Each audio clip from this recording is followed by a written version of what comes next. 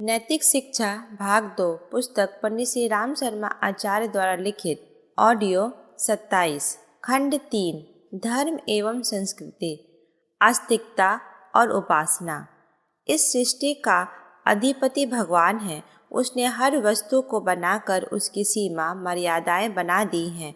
सृष्टि का हर पदार्थ एवं प्राणी अपनी नियत मर्यादाओं में रहकर ईश्वरीय प्रयोजन को पूरा करता रहता है।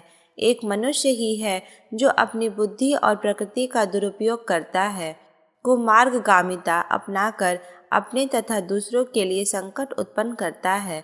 इस पथ भ्रष्टता से बचने के लिए धर्म की रचना आवश्यक हुई। ऋषियों ने बड़ी दूरदर्शिता के साथ धर्म का कलेवर खड़ा किया ताकि उस पुण्य चेतना द्वारा मनुष्य की दुर्बुद्धि एवं दुष्प्रवृत्तियों से बचाया जा सके। धर्म का सारा ढांचा, सारी प्रथा, परंपराएं, मान्यताएं, आस्थाएं केवल इसी प्रयोजन के लिए है कि मनुष्य अपनी नियत निर्धारित मर्यादाओं के भीतर रहकर जीवन यापन करे। धर्म का प्रथम आधार है आस्तिकता, ईश्वर विश्वास, परमात्मा की सर्वव्यापकता, समदर्शिता और न्यायशीलता पर आस्था रखना। आस्तिकता की पृष्ठभूमि है यह मान्यता मनुष्य की दुष्प्रवृत्तियों पर अंकुश रख सकने में पूर्णतः समर्थ होती है। सर्वव्यापी ईश्वर की दृष्टि से हमारा गुप्त प्रकट कोई आचरण अथवा भाव छिप नहीं सकता। समाज की पुलिस की आंखों में धूल झोंकी जा सकती है, पर घट घट वासी परमेश्वर से तो कुछ छिपाया ही नहीं जा सकता। समदर्शी परमेश्वर न्यायकारी भी है।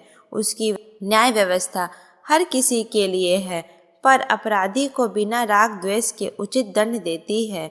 ईश्वर को हमारा हर पाप अपराध विदित होता है और वह आजकल हमारे पापों का दंड भी देकर रहेगा। अदालत और पुलिस से बच सकते हैं, परमेश्वर से नहीं। यह मान्यता हमें पापों से बचाती है। हमारी अधिकांश दुष्प्रवृत्तियां इसलिए चलती रहती हैं कि राजदंड और समाज दंड से चतुरता के आधार पर बच जाते हैं। ऐसी चतुरता सर्वव्यापी और न्यायकारी ईश्वर के सामने नहीं चल सकती है। इस तथ्य पर जो भी विश्वास करेगा वह पाप से डरेगा और मर्यादाओं से रहने के लिए सज्जनोचित सभ्य जीवन जीने के लिए विवश होगा। एक बार कबीर ने किसी से पूछा, आप स्कूल तक नहीं गए, कलम तक नहीं छुई, फिर इस असाधारण बौद्धिक प्रतिभा का कारण क्या है? कबीर बोले, आस्तिकता, ईश्वर में विश्वास। मनुष्य में आत्मिक क्षमता के साथ बौद्धिक प्रतिभा का विकास भी अनिवार्य है। आस्तिकता धर्म का इसलिए प्रथम अवश्य एवं अनिवार्य अंग माना गया है कि उससे हमारा सदाचरण अक्षुण्ण बना रह सकता है। सत्कर्मों का सत्परिणाम या दुष्कर्मों का दुष्परिणाम आज नहीं तो कल मिलेगा ही। यह मान्यता व्यक्तिक एवं सामाजिक जीवन में नैतिक और कर्तव्य का पालन करते रहने की प्रेरणा देती है।